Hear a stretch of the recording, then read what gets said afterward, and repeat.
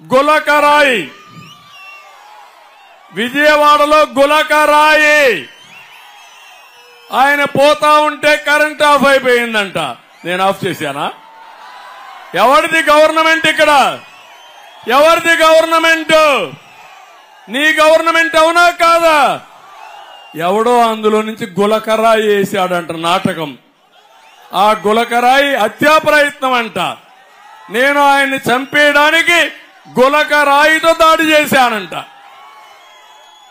ఏం తమిళలో బాగుంది కదా కథ. దానికి ఈ పోలీసులు హత్యా ప్రయత్నం కేసే పెట్టేశారు.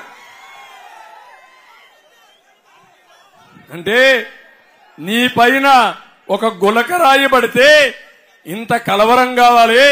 నా పైన రాళ్లతో కర్రలతో పోయిన దిక్కల దాడులు చేసేవే, సమాధానం చెప్పే ధైర్యం ఉందా సైకో అని అడుగుతున్నా. నేను అడుగడుగునా నా పైన దాడి చేశారా లేదా అని అడుగుతున్నా మిమ్మల్ని. ఏం చేశారా లేదమ్మా? చూశారా లేదమ్మా? ఒకసారి నేను ఎక్కడికి పోతే అక్కడికి వచ్చేవాళ్లు, రాళ్లతో కొట్టేవాళ్లు, చెప్పులేసేవాళ్లు, కర్రలతో వచ్చేవాళ్లు. ఆ డీజీపీ చెప్పేవాడు ప్రజాస్వామ్యంలో ప్రజలకు స్వేచ్ఛ ఉంది, నిరసన తెలియజేస్తారని. నీ మీద రాయేస్తే మాత్రం హత్యా ప్రయత్నం, మా మీద చెప్పులేసినా రాళ్లేసినా పవన్ కళ్యాణ్ రానీయకుండా చేసినా అది ప్రజాస్వామ్య సైకో? ఇది సైకో కాకపోతే ఏం తమ్ముళ్ళు మీరే చెప్పండి.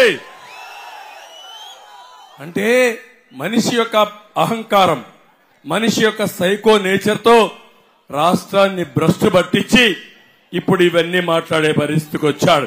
నువ్వు ఆయన గురించి మాట్లాడతావా అంటున్నాడు. పెళ్లాల గురించి మాట్లాడతాడు. అందుకే ఆయన అన్నాడు, ఓకే నువ్వు కూడా రారా, నీతో కూడా సంసారం చేస్తానన్నాడు. అన్నాడా లేదా? సిగ్గుందా లేదా? సిగ్గుంటే మాట్లాడతారు జగన్మోహన్ రెడ్డి. అందుకే అంటున్నా, నీకేమన్నా సిగ్గుంటే పవన్ కళ్యాణ్తో పోయి సంసారం చెయ్యి, అప్పుడైనా నీకు బుద్ధి వస్తుంది. అంటే నోరు బారేసుకోవడం అంటే పురంధేశ్వరి ఉంది, బీజేపీ రాష్ట్ర పార్టీ అధ్యక్షురాలు, మా బంధువే.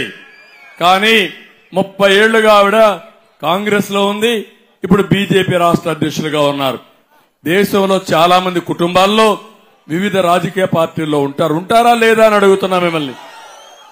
ఆవిడ గురించి మాట్లాడతావా నువ్వు? ఇప్పుడు మీ చెల్లెలుంది, కాంగ్రెస్ పార్టీ అధ్యక్షురాలు, దానికి సమాధానం చెప్పే సత్తా నీకుందా సైకో అని అడుగుతున్నా. ఆవిడ అడిగిన ప్రశ్నలకు సమాధానం చెప్తావా సైకో అని అడుగుతున్నా. రాజకీయాల్ని కలుషితం చేసిన దుర్మార్గుడు ఈ సైకో.